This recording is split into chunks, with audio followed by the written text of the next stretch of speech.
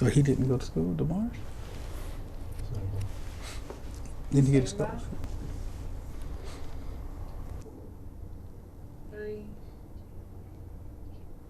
The Rome Symphony. Learn more right after this. Hey everybody! Heart disease affects 1 in every 3 women in America, but you can fight back. There's no time to lose. Mothers, sisters, daughters, families, and friends, it's time to shout louder, stand stronger, and demand change. Let's go! To the Batmobile. Dang it. To the invisible jet! Dang it. Together, we can put an end to heart disease. It's time to go red for women. I could use your help. Yeah! Learn more from the American Heart Association at www.goredforwomen.org.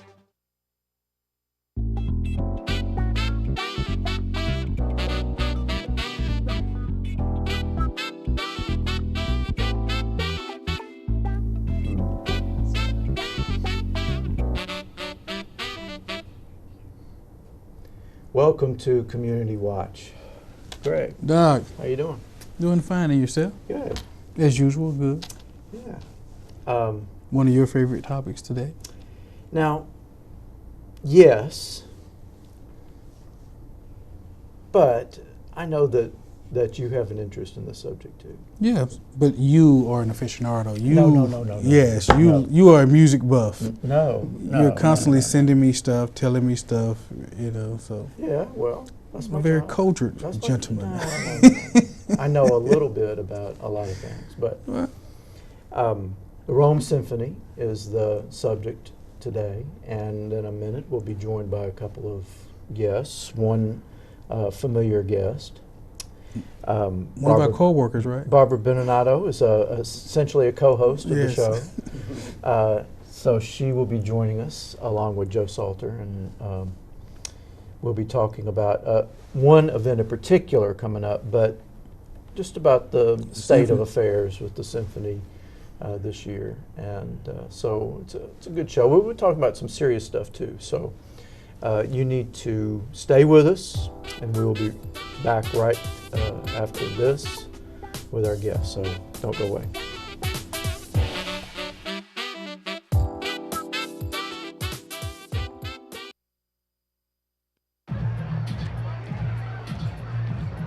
If you drive buzzed, it could cost you around $10,000.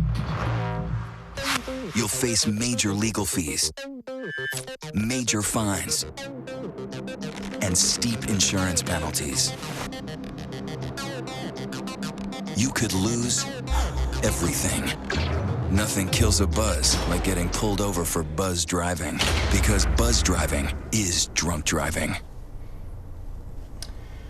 Welcome back to Community Watch. We're very happy to have with us again Barbara Beninato and also Joe Salter. Welcome to the show. Thank you. Thanks.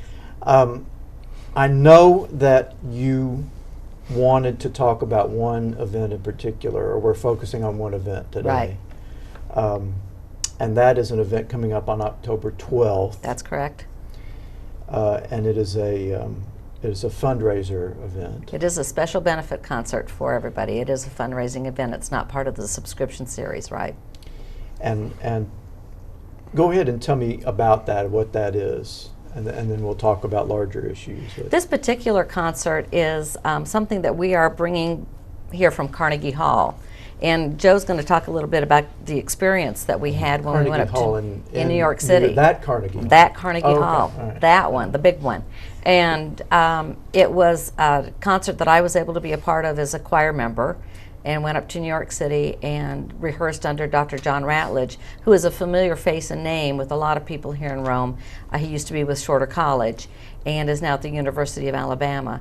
And we kind of brought it back here. So the Rome Symphony Orchestra, a small ensemble, will be playing the music, and then we have a choir of about 90 people, I think, that have been rehearsing, and we'll continue to rehearse with Dr. Ratledge and then do the performance on October 12th. And it's a beautiful piece called Lux Aeterna by composer Morton Lauridsen, who is still alive. Is that correct? Yes, he's still he's alive. a modern, and he is still alive. He was born in about 1947, I believe, 43, somewhere around there. And it's just a beautiful, beautiful piece, very spiritual, very artistic, And he wrote it when his mother was in the final stages of an illness. And it's interesting because when we were in New York rehearsing with Dr. John Ratledge, his mother was also in the final stages of an illness. So it was a very, very powerful emotional experience for all of us. And it was a lot of fun, though, and Joe can really talk more about that experience. But we decided to try and bring it back here and let people hear it. There are a lot of people that are followers of Dr. Ratledge, and so he will be here. And I think it's just going to be a really neat experience. And it's on it's a Sunday. It's on a Sunday afternoon, October 12th at 4:00 p.m. We're going to have it at Garden Lakes Baptist Church. It has one of the larger sanctuaries that we can put an orchestra and a choir of that size in. And they have been kind enough to let us use their facilities. It is $35 for adults and it's $15 for students.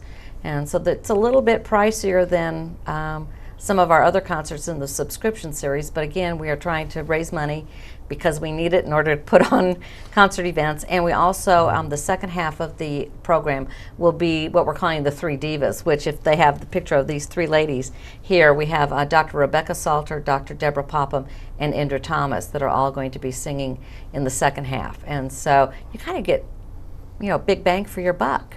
So both of those will be... Both of those on that program, right. Well, that's great. Yeah. And now, you can tell us a little bit more about the experience. Sure. Well, I'm Joe Salter, Yes. and I am the choir director at First Methodist, Okay. right down the street here. I'm also the choir director at Rome High School, so it's nice to finally meet you guys. I guess it would have been January 2013.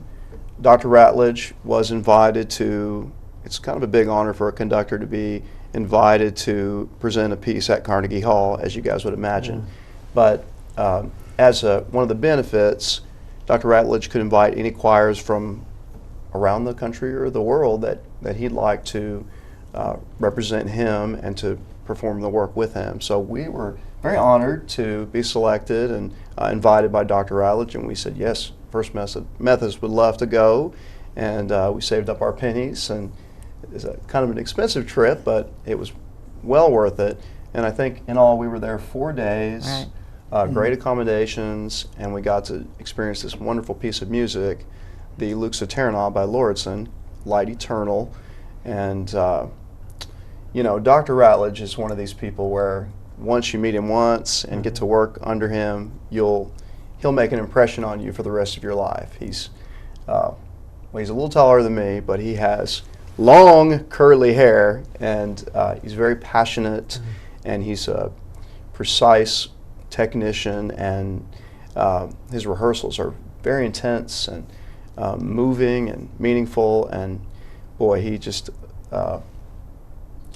really knows how to Get a lot out of us that we never knew we had, I think. Really knows how to set the mood and make the point. So, Well, I know we need to talk about the symphony, and we'll get back to this event too, because apparently it's a pretty crucial one for the symphony. Yeah. But it's October 12th. It's $35. $35 for adults and $15 for students. For what sounds like a wonderful experience. I think it will be. I think the choir is experiencing it and having a wonderful time, and also just the fact that we're bringing Dr. Ratledge and a combined community chorus, which I don't think has been done for a while, of this caliber, and then these three outstanding soloists also, and they've got some really nice things planned for the second half. Now, Indra Thomas has performed. She's performed that with I'm the aware symphony, of, right? with the symphony. She has, and so has Dr. Deborah Popham. and Dr. Salter. Dr. Salter also good. Vivaldi Yeah. Gloria last Oh, year. that's right. She's related to you, isn't she? This You know her? lovely lady is my wife, Dr. Salter. She's a soprano and Yeah. is a professor of music at Reinhardt in Waleska. Right. And then we have Dr. Deborah Popham, who is an adjunct professor at Shorter University, and Indra Thomas is also doing some teaching at Shorter University right now. Oh, really? I didn't know that. That's Now you great. said is it a community choir? It is. And who are some of the? Because I know is it? I can 'cause speak to that. Yeah. Yeah. Well, we wanted to bring the experience from New York back to Rome. So Barb invited church choirs and college choirs from around the area, and those who are participating, and correct me if I miss anybody, okay.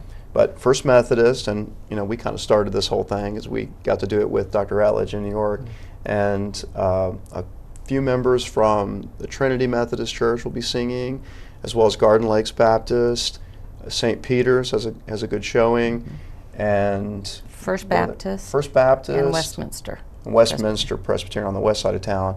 But a large group of the choir will be representatives from the Three Rivers Singers, directed by Lynn Willingham, the community choir of Rome. So a lot of good folks, and a few of my high school students.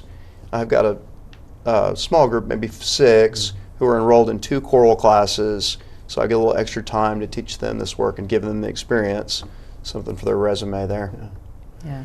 And Lynn Willingham's teaching at Georgia Highlands. That's right. Right now. So. He sure is. Well, that sounds great. Rome Symphony needs money. We do. We do. Now, that is, I think, part of every discussion we have. Right. Um, Right. And we've talked about how old the symphony is and how important it is to Yeah. the community. And y'all come up with some of the most interesting concepts for fundraisers. We try. We've been very impressed with that. Yes. This year, I think we have more fundraisers than we actually have subscription series concerts, because we are really, really trying to reach out to a broad selection of the community with some very different kind of presentations, everything with a musical entity to it, but not just a subscription concert. There's something else involved in order to raise money. But it's a big job in that the expenses for putting on fundraisers keep going up. Cost of food, cost of volunteers. It's really hard to get volunteers even, and then the cost. So the profit that we make is not as high as it used to be, let's say 10 years ago.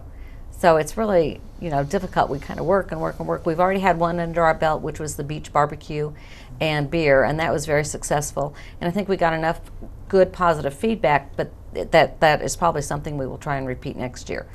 But we had the beer donated, and the venue was donated, and so we made a pretty good profit on around $3,000. But that is just a small amount in the bucket. I mean, in order to put on a big full concert that Joe likes, with all the strings and the woodwinds and everything, you're talking about $15,000 to $17,000.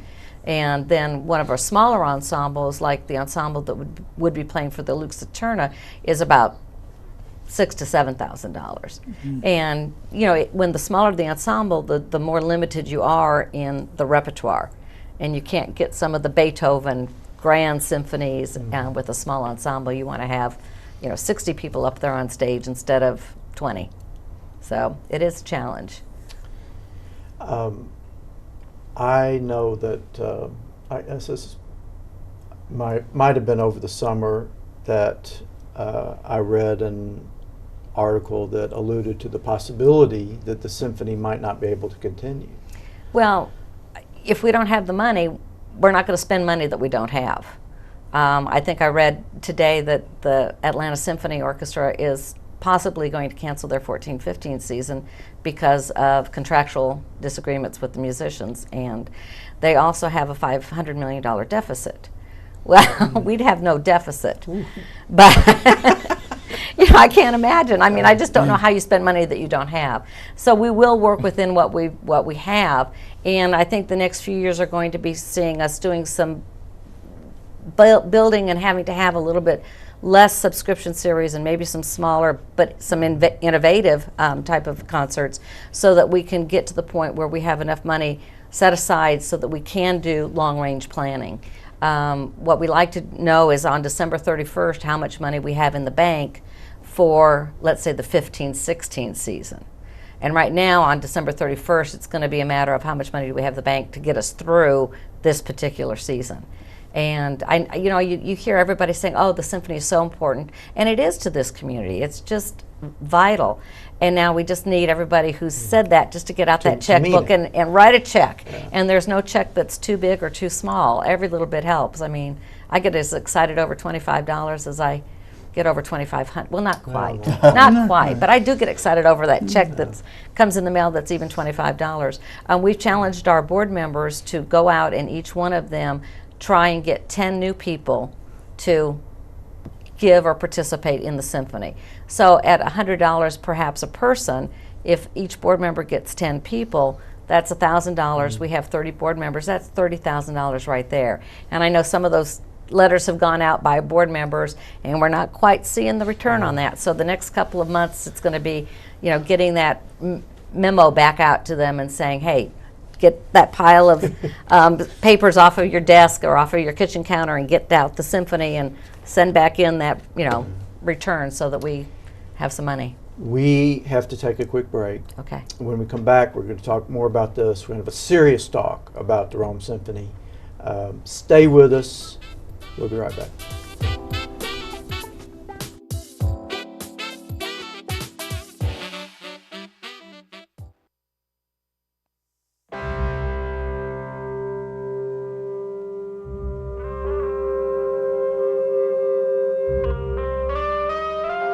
Seven 7,000 high school students drop out every school day.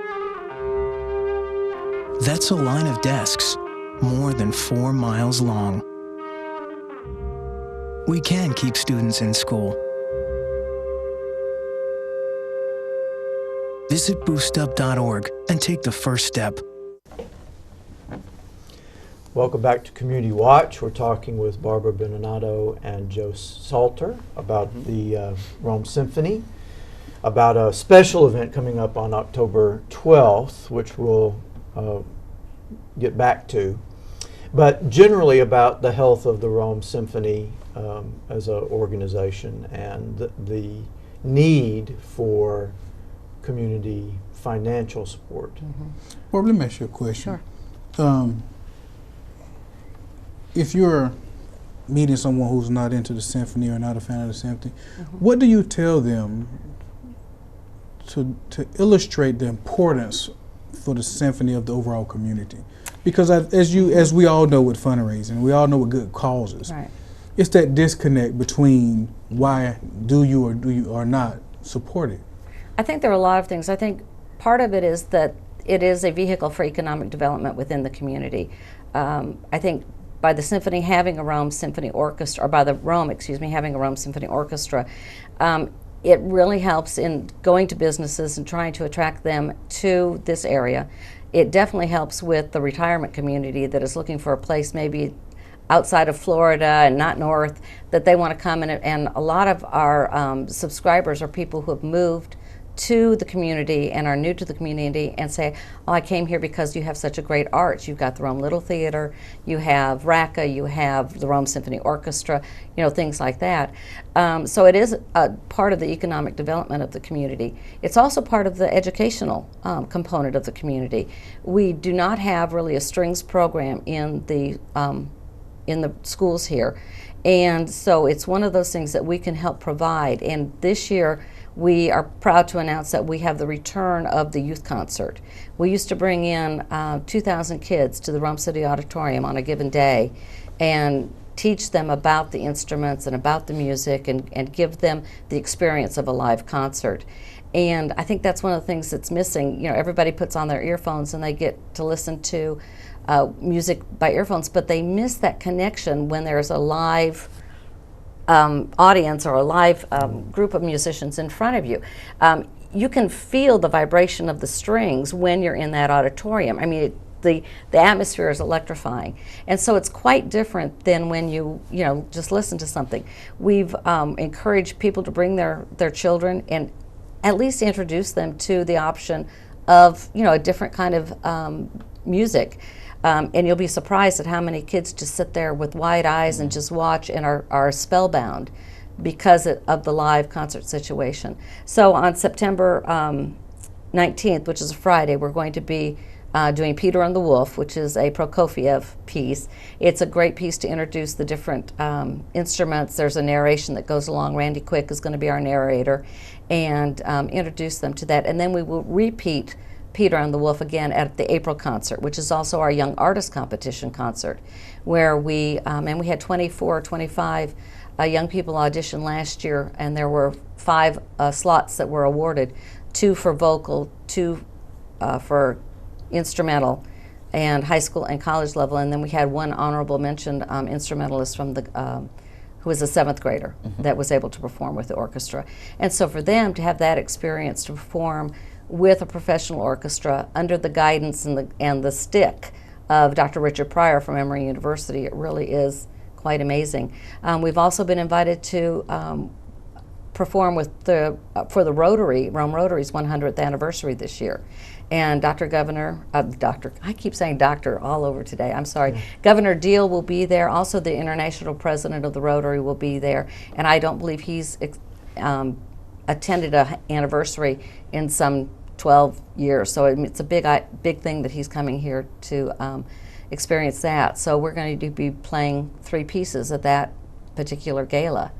And I think it's because of our reputation of how good we are that we were invited, you know, to do that. They could have brought in, you know, anybody, but they came to us.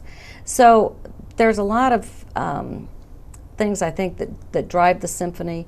And I keep telling people that even if you haven't been to the symphony or you don't think you like classical music, just come and listen. Give me one try and see, and sit down and watch what happens. Watch the interchange between the conductor and the musicians. Feel the experience and bring your child. I mean, if nothing else, you can leave at intermission if the child isn't happy and doesn't like it, you know, just excuse yourself. But, you know, as a parent and now as a grandparent, I want to, you know, give those kind of experiences.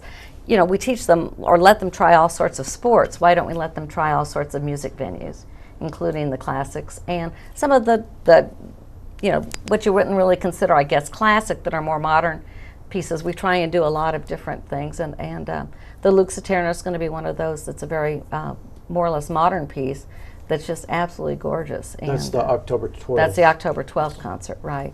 And it is in Latin. The program will have the Latin words and the English words so that, you know, you're not lost. All of our concerts at the that we do with the subscription series have program notes in it that tell a little bit about the composer and you know, what to listen for, what to think about. And Dr. Joel Tadino writes those program notes for us. So it's you know, just a fun place to come and just kind of unwind and enjoy some good music. So give it a try. Mr. Salter, as the choir director at the high school, Rome, yes, sir, and working with students, how challenging is it to build connections to something like a Rome Symphony or you know, to a group at that age? I would think, of course, they're in the choir, they're connected to music already, and at least at some level. But how do you build lifelong commitments to something like the symphony at that age? Well, to answer your first question, it's very challenging, you know, with the young person of today and as many different directions and ways that they are pulled between sports and academics and extracurricular. It's difficult to get them to choose on their evening off to attend something like the symphony. Fortunately, at Rome High School, the students have a built-in link with the Rome Symphony. This will be our second year to perform a concert. My choir will sing with the Rome High School choir. Will sing with the Rome Symphony on their Christmas event, which is December 7th. December the 7th. Yeah, it's a Sunday afternoon. Hopefully something like that. And really, speaking with the kids after the event, last year we did the Vivaldi Gloria, and the students from Rome High School as well as Pepperell High School were the choir from that, and some of these ladies here were the soloists for the event. But I mean, being up there on the stage and being accompanied by a fantastic orchestra like the Rome Symphony, that's the way to make that kind of connection. Give them an experience that's going to positively change their life and affect them emotionally where they make that connection. So on the first day of school, the students were asking me, now, are we going to get to sing with the Rome Symphony again? And fortunately, they are this year. Now, but what I want to see them doing is, for the other concerts, attending as audience members. I think since I moved here in 2010, and I've been to about 90% of the orchestra concerts, and I think it's the best musical offering that Rome has, is the Rome Symphony. Barb does a fantastic job as the president, and I'm on the board, and I support them wholeheartedly. And unless I can't be there, I'm going to be at every Rome Symphony event. You don't want to miss it. So. Do you think it's a matter of education for some of it? The I reason do. I say that because, especially when you look at not just young kids, but if you've never been exposed Right. to classical music, it Yeah. can be kind of intimidating.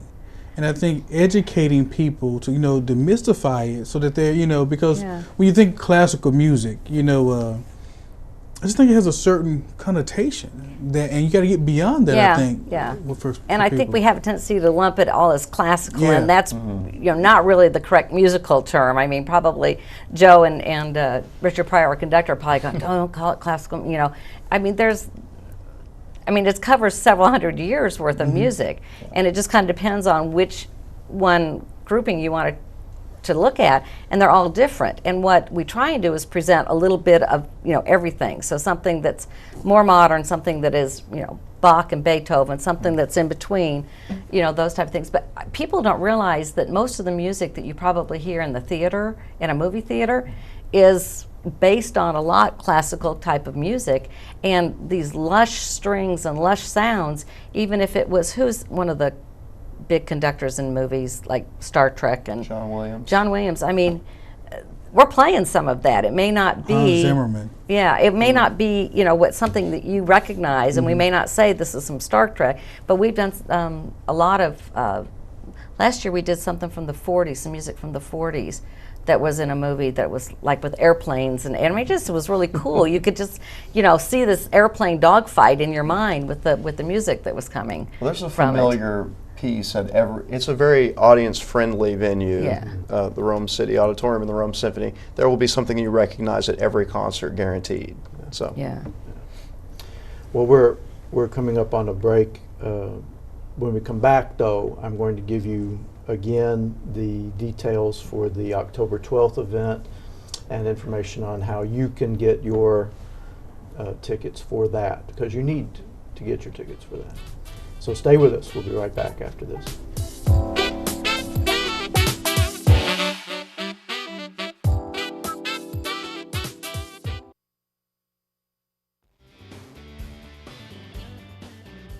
I'm transferring to the University of West Georgia. Columbia University, Kennesaw State, UGA, Loyola University in Chicago, Grambling State, Shorter University. I'm going to Greensboro College, and we all got our start at Georgia Highlands. No matter where your educational journey takes you, you can get your start at Georgia Highlands College. Georgia Highlands College. Enroll, engage, excel.